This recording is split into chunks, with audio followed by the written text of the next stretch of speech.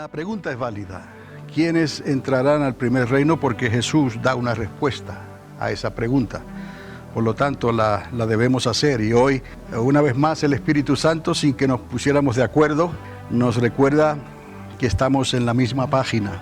El comentario que se hizo es precisamente el mismo comentario que el Espíritu Santo me ha dicho a mí. Lo único que a ella le ha dicho, dilo, proclámalo, y a mí me ha dicho, enséñalo. Y las dos cosas nos han de ayudar para el que quiere.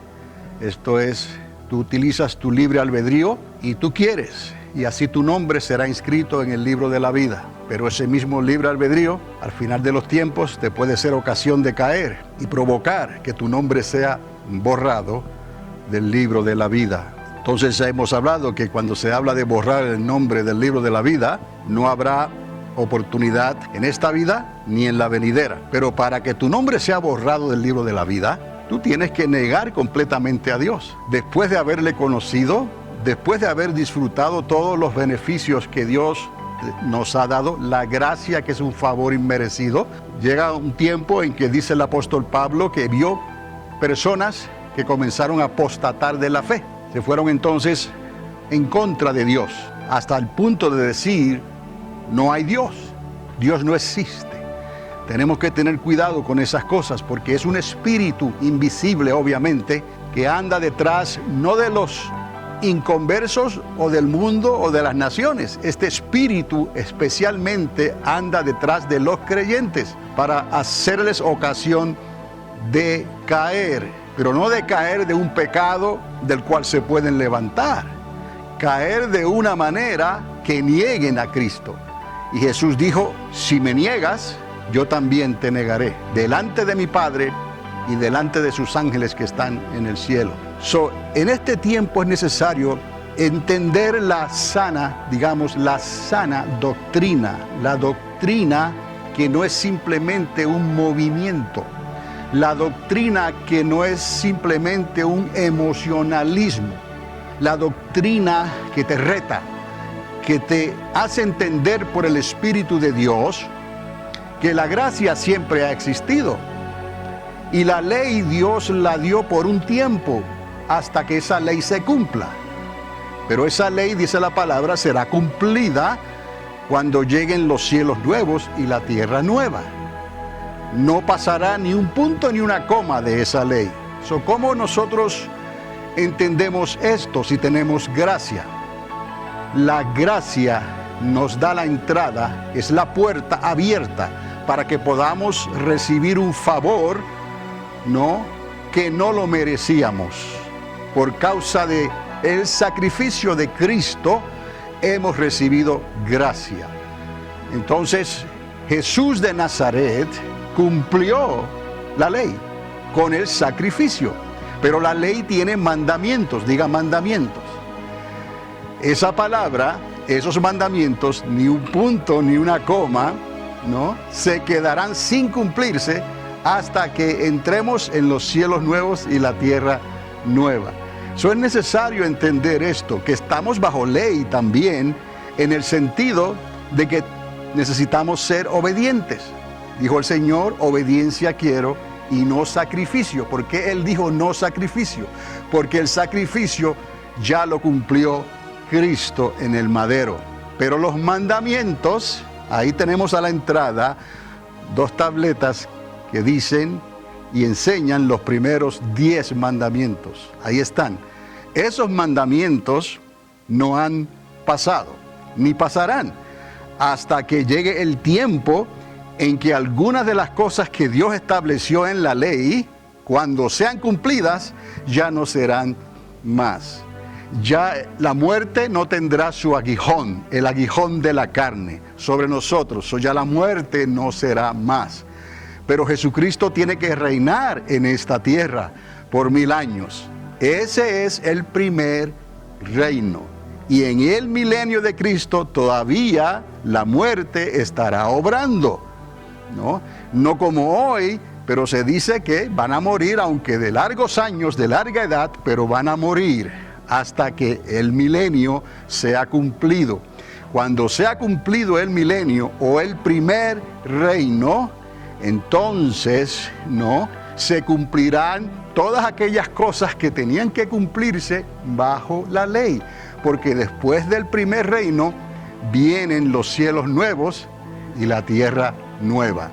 Entonces, de aquí que tenemos que enseñar lo que es lo correcto. No podemos enseñarle al pueblo, no simplemente un movimiento. No podemos enseñarle al pueblo interpretaciones que no pueden comprobarse matemáticamente, en cierto sentido, lo podemos decir, desde Génesis hasta Apocalipsis. ¿Estamos entendiendo?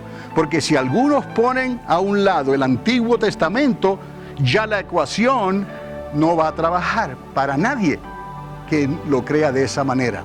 Porque el Antiguo Testamento está ahí. La ley tiene que estar ahí. Los mandamientos tienen que estar ahí, porque Jesucristo no vino a abolir, a quitar la ley. Él vino a cumplirla. ¿Estamos entendiendo? Entonces, el sacrificio de Cristo no cumplió con la parte del sacrificio de la ley. Luego queda la obediencia. Y por eso Dios dijo, obediencia quiero y no sacrificio.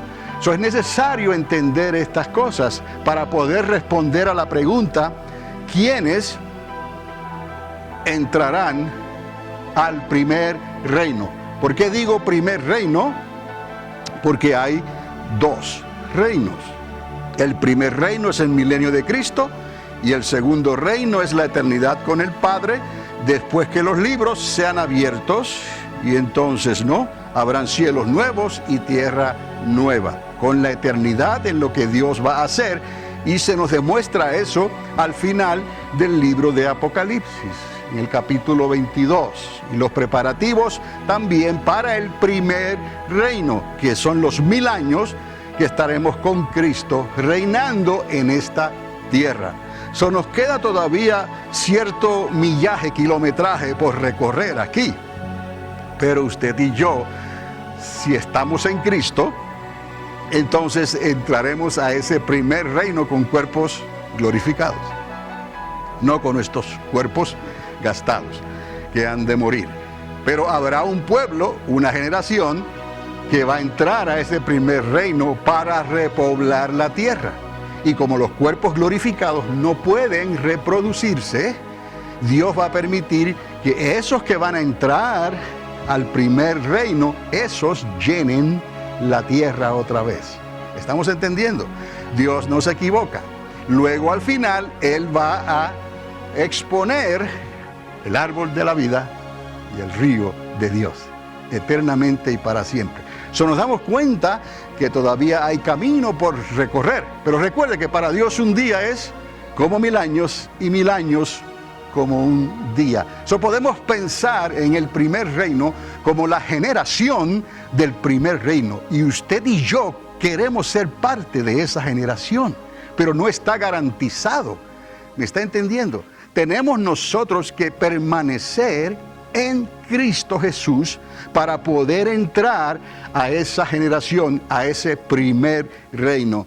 Y de aquí es que Jesús mismo comenzó a hablar ciertas cosas y trajo a relucir el tema de aquellos que eran prudentes y aquellos que eran insensatos.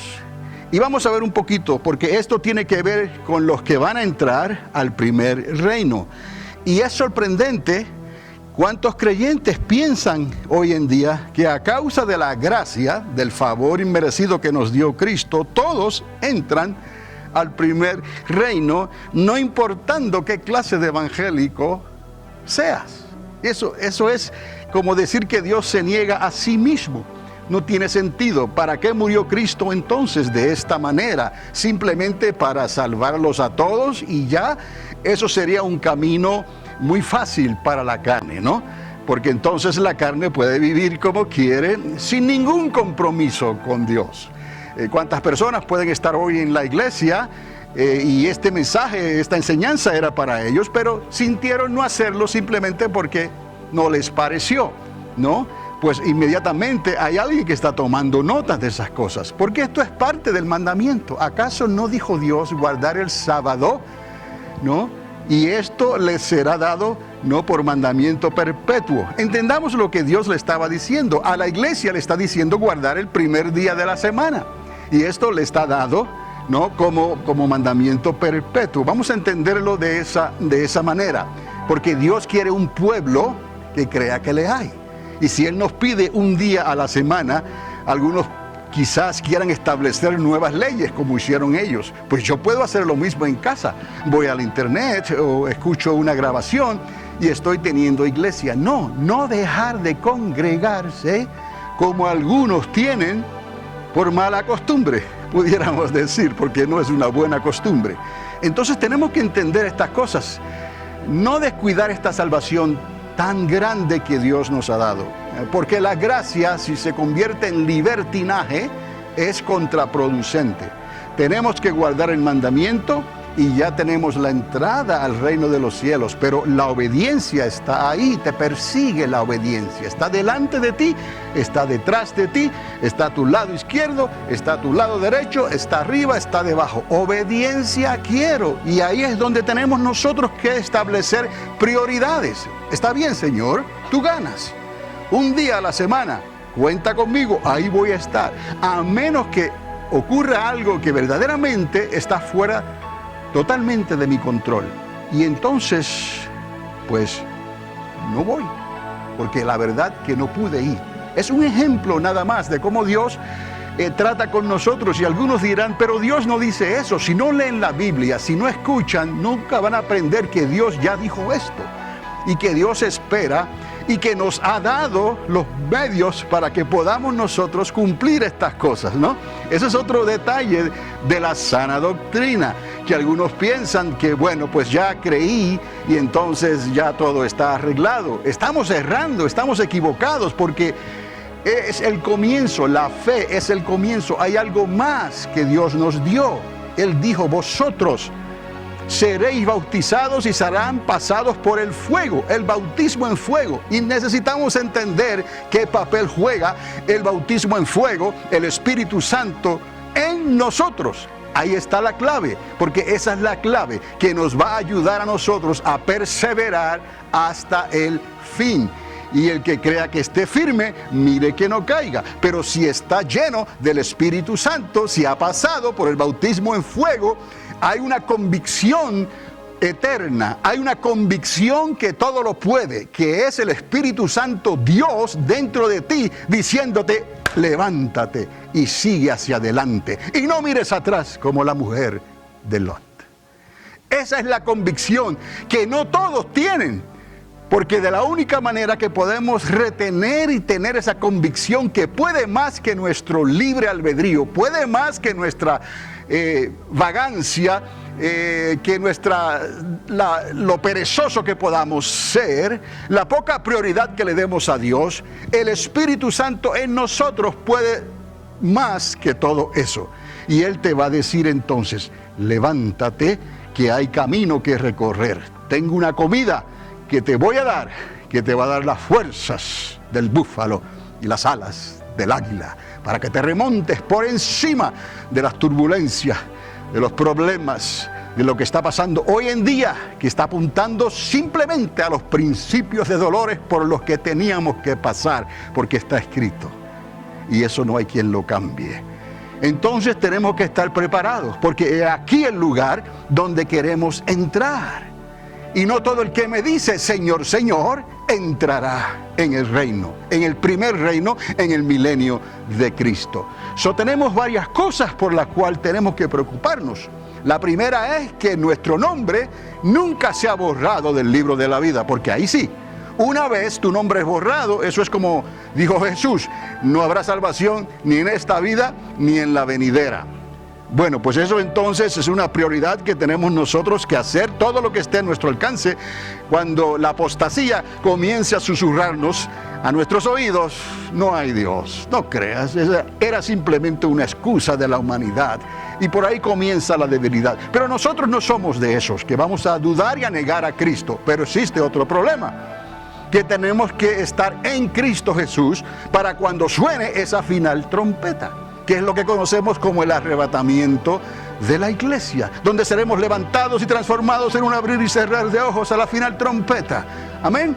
Tenemos nosotros que estar en Cristo, porque la palabra es clara. Una cosa es decir que tienes a Cristo y lo puedes tener, pero otra cosa es estar en Cristo. Y de la única manera que podemos estar en Cristo, otra vez, es por medio, ¿no?, del Espíritu Santo en nosotros. El bautismo en fuego, pasar por el fuego. Hay tantas cosas que Dios nos ha dado, ¿no? Pero hay ciertas cosas importantes que Dios nos ha dicho: haz esto, porque lo necesitas para vivir. Si no tienes esto, tu vida está en peligro.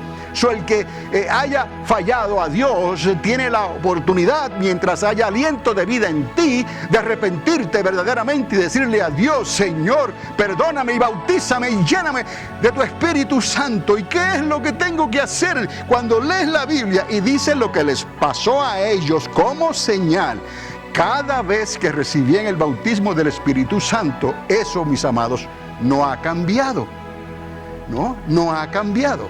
Entonces, esa es la señal que tú necesitas en tu casa, en el lugar de privacidad tuyo. No sueltes a Dios hasta que Él no te bautice con Espíritu Santo y fuego. Y luego no es cuestión de decir: pues ya lo tengo y no tengo que preocuparme más, vuelvo a las andanzas de antes. No, primero que Él no te va a dejar. Y segundo, que te va a recordar que necesitas retener esa fe y esa llenura del Espíritu Santo, porque la apostasía anda detrás de los que han recibido el bautismo del Espíritu Santo. Porque aún el bautismo del Espíritu Santo, la llenura y el bautismo y el pasar por fuego, es asunto que tú aceptaste, que tú creíste y que tú le dijiste a Dios: lo quiero, lo necesito. Y amén. Entonces hay que seguir hacia adelante sin mirar atrás, como la mujer de Lot. Estas son las cosas que nosotros necesitamos entender, ¿no?, para poder, en estos días en que nos ha tocado vivir, que Jesús hace énfasis entre los prudentes y los insensatos. Y que entendamos que la pregunta entonces es válida, porque vamos a ver que Jesús la contesta.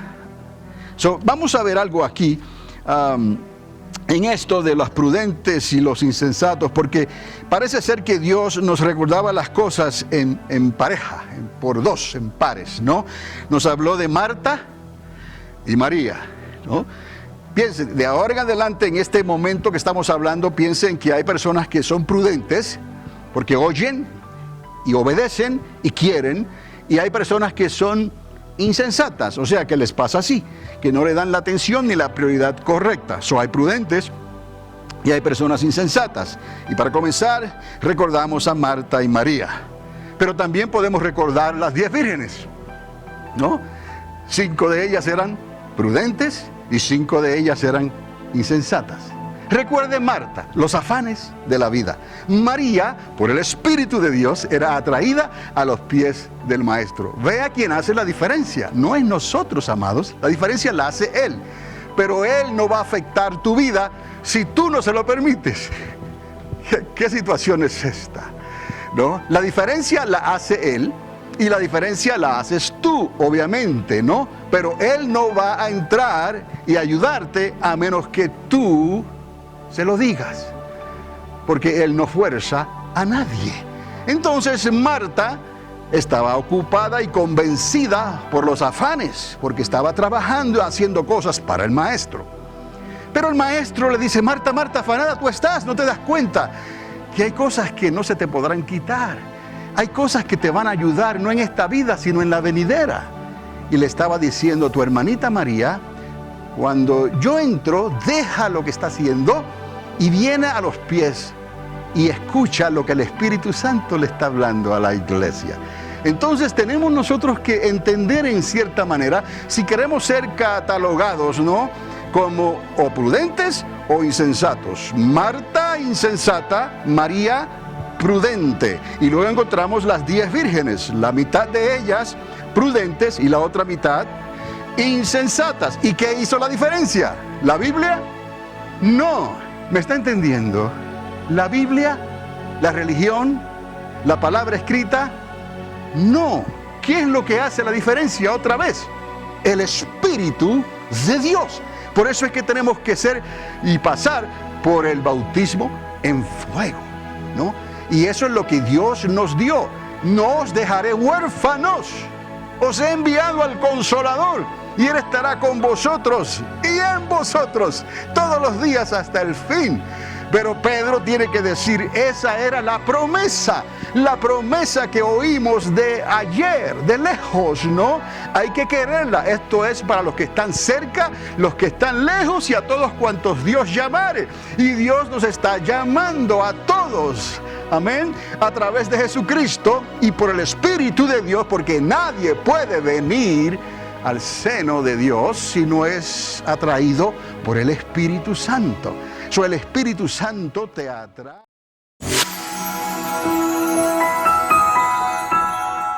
Eventualmente tienes que tomar la decisión final y decirle, creo en ti, tengo fe, gracias por esta salvación, Señor. Ahora lléname, séllame, como dice tu palabra, el sello del Espíritu de Dios, el bautismo en fuego.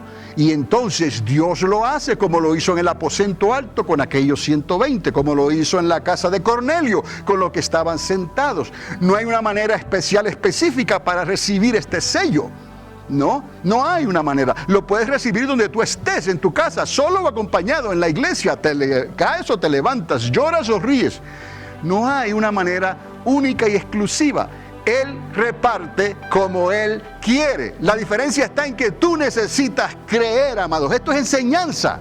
Que tú entiendas esto y lo apliques a tu vida si no has recibido el bautismo del Espíritu Santo. Porque eso es lo que nos va a ayudar en esta hora de problemas, en esta recta final que nos ha tocado vivir. Él nos ha dado los medios para poder perseverar en esta fe hasta que lleguemos al final de esta carrera, a la final trompeta, estando en Cristo, porque le hemos dicho a Dios que nos dé todo lo que necesitamos, humanamente y espiritualmente.